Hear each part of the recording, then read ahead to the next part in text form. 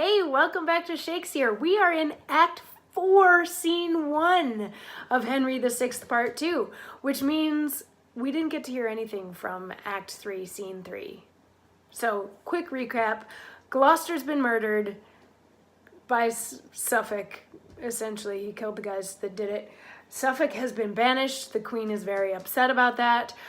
Cardinal Beaufort, who was the other suspect in Gloucester's murder, has taken very ill, and the King has gone off to see him. Gloucester's wife Eleanor has been banished, and there's also these prophecies floating about that things are going to happen to the King and to a couple of the dukes, one of which is Suffolk.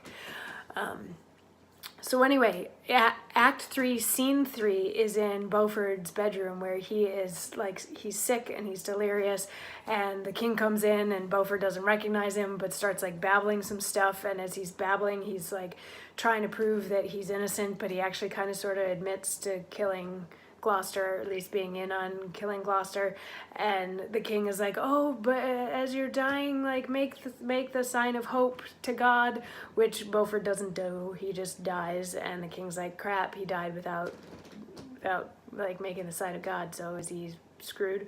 Whatever, and that scene ends.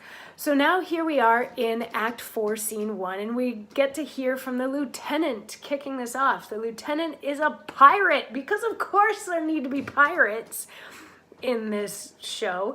The lieutenant and another pirate named Walter Whitmore, and some other pirates, whatever, a bunch of them, happen to capture Suffolk and some of his gentlemen as they are trying to escape to France, because Suffolk has been banished, so he's on his way to France, and they get captured by pirates, and the pirate lieutenant, otherwise just known as Lieutenant, kicks off the scene with painting a lovely picture saying, "The gaudy, blabbing, and remorseful day is crept into the bosom of the sea.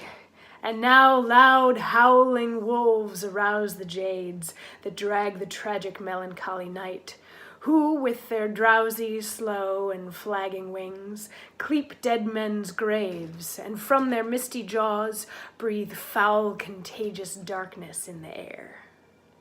Therefore bring forth the soldiers of our prize, for whilst our pinnace anchors in the downs, here shall they make their ransom on the sand, or with their blood stain this discolored shore. Master, this prisoner freely I give thee, and thou that art his mate, make boot of this. The other, Walter Whitmore, is thy share."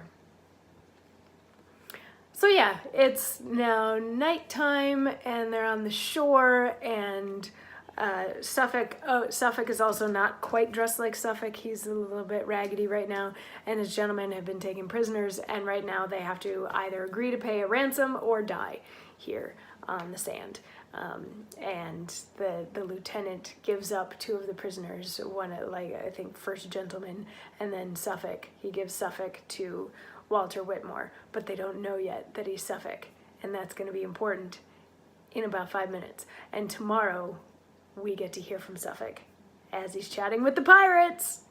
Yay, pirates! I'll see you tomorrow for more.